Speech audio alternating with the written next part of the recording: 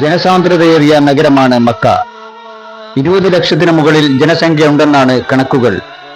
സൗദിയിലെ ഏറ്റവും വലിയ 3 നഗരങ്ങളിൽ ഒന്നാണ് മക്ക. അതിന്റെ കേന്ദ്രസ്ഥാനം ഹറം പള്ളി എന്നറിയപ്പെടുന്ന അൽ മസ്ജിദ് അൽ ഹറമാണ്. ദശലക്ഷക്കണക്കിന് തീർത്ഥാടകരാണ് ഇവിടങ്ങളിൽ വന്നു നിറയുന്നത്. ചരിത്രത്തിന്റെയും സംസ്കാരത്തിന്റെയും വിശ്വാസത്തിന്റെയും കേന്ദ്രമായാണ് മദീന അറിയപ്പെടുന്നത്. അതുകൊണ്ട് തന്നെയാണ് മദീന ഇസ്ലാമിക സംസ്കാരത്തിന്റെ ആസ്ഥാനമായി അറിയപ്പെടുന്നതും. ഹറമിലെ നോമ്പുകാലം എല്ലാ വിശ്വാസികളുടെയും പ്രധാനപ്പെട്ട ആഗ്രഹങ്ങളിൽ ഒന്നാണ്. ലോകത്തിലെ ഏറ്റവും വലിയ ഇഫ്താർ സംഗമം നടക്കുന്നതും ഇവിടെ തന്നെയാണ്. അവിടെ എത്തുന്ന ഓരോ വിശ്വാസികളും വിശ്വാസത്തിന്റെ അനുഭൂതികൾ അനുഭവിച്ചു തന്നെയാണ് മടങ്ങുന്നത്. വിശാലമായ സ്ഥലസൗകര്യങ്ങളൊക്കെ തന്നെയാണ് വിശ്വാസികൾക്ക് ഇവിടെ ഒരുക്കിയിരിക്കുന്നത്. റംസാൻ മാസത്തിന്റെ തുടക്കത്തിൽ തന്നെ വലിയ തിരക്ക് തന്നെയാണ് ഇവിടങ്ങളിലെല്ലാം കാണാൻ സാധിക്കുന്നത്. പ്രാർത്ഥനാ നിർഭരമാണ് ഹറമിന്റെ പരിസരങ്ങൾ. സംസം വെള്ളത്തിന്റെയും ഈത്തപ്പനയുടെയും മാധുര്യം അനുഭവിച്ചറിയുന്ന സൗഭാഗ്യ നിമിഷങ്ങളാണ് ഇവിടങ്ങളിലെല്ലാം കടന്നു പോകുന്നത്. ഭക്തി നിർഭരമായ ഒരു അന്തരീക്ഷത്തിലാണ് മക്കയും മദീനയും ഒക്കെ. വിശ്വാസികൾക്ക് നടന്നു പോകാനുള്ള നീണ്ട ഇടനാഴികളാണിത്. റൗദ ഷരീഫിൽ നോമ്പ് തുറക്കാനിരിക്കുന്ന വിശ്വാസികൾ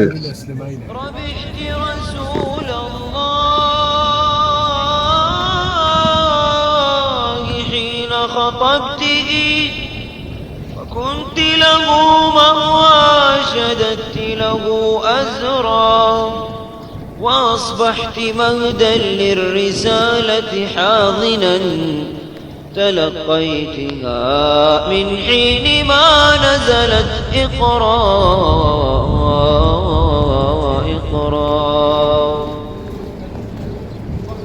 وأنت التي طمأنت طه بأنه. ലോകത്തിലെ ഏറ്റവും കൂടുതൽ ഖുർആൻ അച്ചടിക്കുന്ന സ്ഥാപനമായ കിങ് ഫഹദ് ഖുർആൻ അച്ചടി കേന്ദ്രം സ്ഥിതി ചെയ്യുന്നതും മദീനയിലാണ്. മക്കയിൽ നിന്നും ഏകദേശം 447 കിലോമീറ്ററും സൗദി അറേബ്യയുടെ തലസ്ഥാനമായ റിയാദിൽ നിന്നും 900 കിലോമീറ്റർ അകലെയുമാണ് ഈ വിശുദ്ധ നഗരം. لما أتى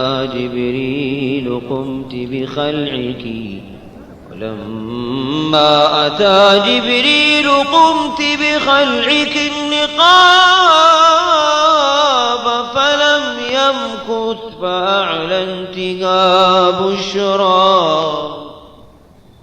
كتبت حروفا من حياة محمد. മദീന പള്ളിയുടെ ചുറ്റുഭാഗങ്ങളിൽ നിരവധി ചരിത്രപരമായ കാഴ്ചകൾ കാണാൻ സാധിക്കും.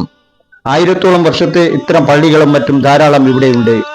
വിശ്വാസികളുടെ ക്രമാതീതമായ സന്ദർശനം കണക്കിലെടുത്ത് വികസനം അനിവാര്യമായതിനാലും നിരവധി ചരിത്രപരമായ നിർമ്മിതികൾ പൊളിച്ചു മാറ്റുകയുണ്ടായി.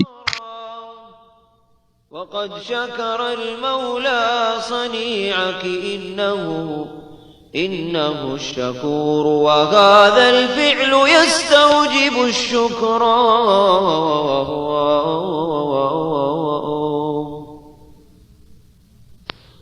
فأهداك مولاك السلام سلامه وأعطاك في الفردوس من قصب قصرا مراتب لا يعلى عليها ورفعتان لكم خصصت فالله أعلاكم قدرا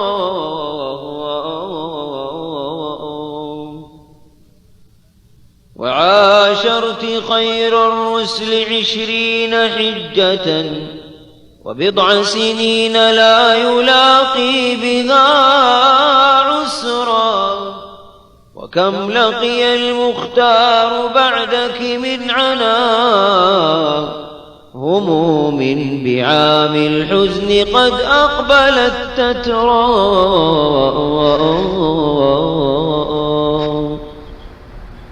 ولكن صدر المصطفى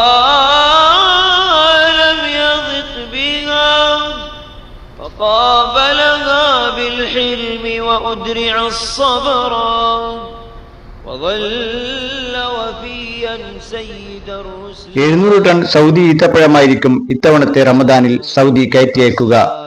102 രാജ്യങ്ങളിലേക്കായിരിക്കും ഈ കയറ്റുമതികൾ. ഇസ്ലാമിക് അഫയേഴ്സിന്റെ കീഴിലായിരിക്കും വിതരണ ചുമതല. കഴിഞ്ഞ തവണ സൗദി വിവിധ രാജ്യങ്ങളിലേക്ക് കയറ്റിയച്ചത് 500 ടൺ ഈത്തപ്പഴമായിരുന്നു. 200 ടൺ അധികമാണ് ഇത്തവണത്തെ വർധന.